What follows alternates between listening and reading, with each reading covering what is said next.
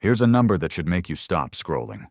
The average American household earns $74,000 a year and still has less than $1,000 saved for emergencies.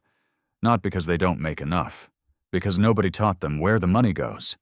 There's a budgeting rule that's been around for decades, used by millions of people, and it takes about 10 minutes to set up. The question isn't whether you've heard of it. The question is whether it actually works for your life in 2025. Here's the thing. Most people budget wrong. They track every coffee, every subscription, every grocery receipt, and still feel broke at the end of the month. The problem isn't discipline. It's that they have no system. Without a system, every dollar you earn just disappears into a fog of small decisions. And the fog doesn't care how hard you worked for that paycheck. The 50-30-20 rule splits your take-home pay into 3 buckets. $50 of every 100 goes to needs. $30 goes to wants. $20 goes to savings and debt. That's it. No spreadsheets. No tracking every latte. Just 3 numbers you check once a month. Here's what each bucket actually means. Needs are non-negotiable. Rent, groceries, utilities, insurance, minimum debt payments. If it would hurt you to skip it, it's a need. Wants are everything that makes life enjoyable but isn't survival. Restaurants, streaming, gym membership, new clothes. And savings covers your emergency fund, retirement contributions, and any extra debt payments above the minimum. Let's run it on a real paycheck. Say you take home $3,500 a month after taxes. $50 of every 100 means $1,750 goes to needs. 30 means $1,050 for wants. 20 means $700 into savings. If your rent alone is $1,600, you're already at $46 of your needs bucket before you buy a single grocery. That's where most people in high-cost cities hit a wall, and where the rule needs adjusting. But here's the part nobody talks about.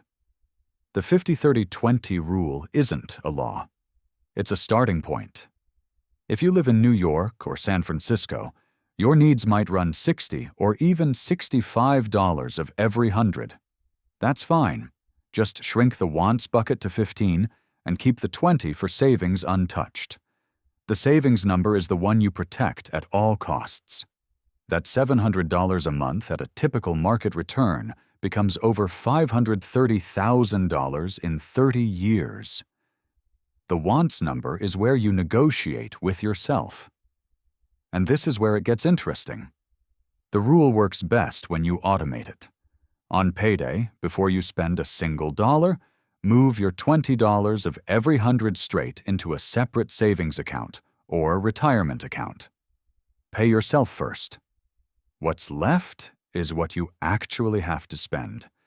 Most people do this backwards. They spend first and try to save what's left. What's left is always zero. Here's exactly what to do before you close this video. Pull up your last month's bank statement, just 1 month.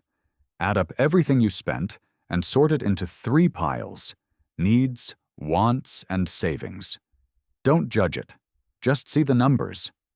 Then calculate what $50, $30, and $20 of every 100 of your take-home pay actually looks like in dollars. Write those 3 numbers down. Now set up one automatic transfer.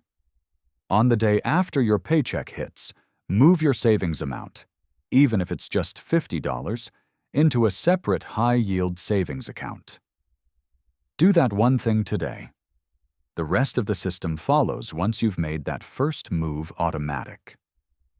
If this gave you a clearer picture of your money, hit subscribe. Every week, I break down one personal finance concept in plain English. And if you want to go deeper, specifically how to build a 3-month emergency fund from scratch, even if you're starting at 0, that video is next. I'll see you there.